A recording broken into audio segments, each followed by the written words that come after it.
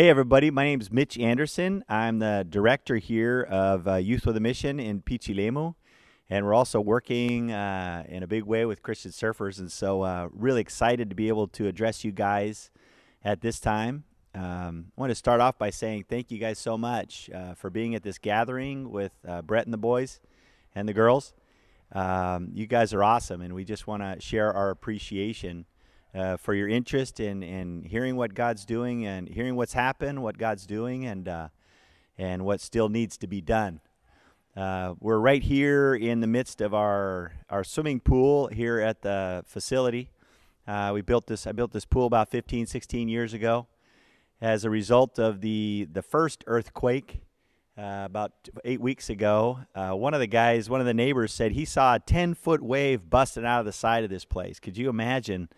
This pool, it lost about 30,000 gallons in just a span of a couple of minutes. And so that one of those was a 10-foot wave that he said he saw bust out the side. We're in the midst of repairing.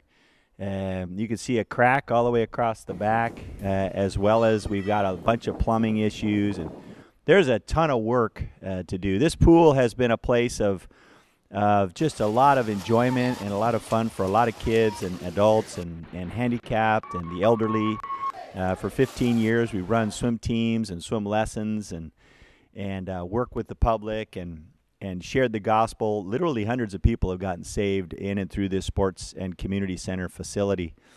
Churches have been planted, and it's really exciting. But it's also really sad to see it closed. And pretty much we've had it closed up because of the effects of the earthquake. So we're working in this area just trying to repair the things that, the devil threw our way. And we want to get this place back up and running. We run dance and aerobics classes. We run a weight room.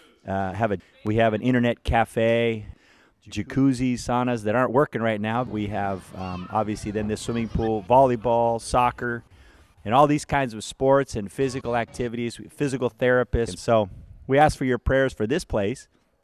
And, we'd love to get some workers over here, get some folks over here that'd be interested in and feeling led by the Lord to come on in and help out in this area of ministry through sports, ministry through whether it's surfing or swimming or soccer or volleyball or any of these other sports, long-distance running or triathlons and these kinds of things. Those are the kind of areas where we've been getting into. As well as English classes and cooking classes and things like that, first aid, CPR. So we got a pretty broad spectrum of activities. We also do counseling here, where we share the gospel and we orientate people, and marriage counseling, addictive behavioral counseling, and these kinds of things. It's a real place where people can come to have their body, their soul, and their spirit ministered to. And so it's been a really exciting thing, this sports facility, to see how God's been using it. But right now, she's most of the way shut down, and we could use help and resources to bring this thing back up and get it into a place where it's functioning, it's working again, and we're able to minister to the community.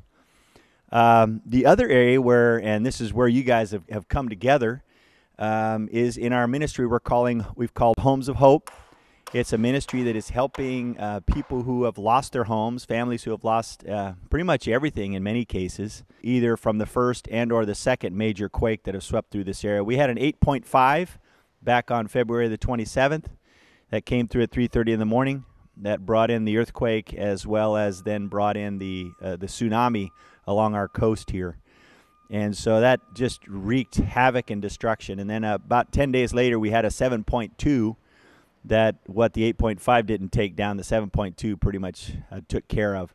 There are in our immediate vicinity, in our immediate area, within, say, 10, 15 kilometers radius of us, there are some 420 homes that have been destroyed. I'm saying homes that can no longer be lived in.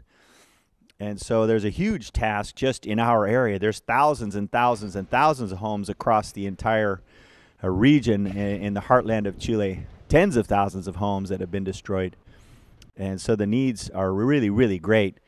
We're working against time. You can see things are wet around here, all this water behind me. Yesterday we had our first rain, and so that was a bummer. It was good for the land. It's good for the plants and the trees. They're all stoked, but really bad news for a bunch of people that we know that are living still in tents under plastic tarps for 8 weeks now.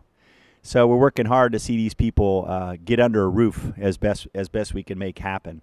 So we really appreciate your support in that. We're looking to here in June when Brett comes down. Anybody else can make it, that'd be awesome.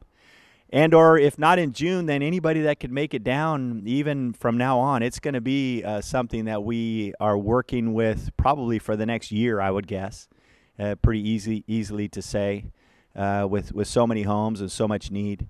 With helping people, as long as we can get the resources in to buy the materials and then move on to build the homes, we'll just keep moving ahead with it. So we invite you to come on down and serve and surf with us. There's tons of waves. Waves have been awesome. Sandbars are all lined up. We've been surfing most every day. So we just really want to say thank you guys so much for your care, for your prayers, for your support and your concern.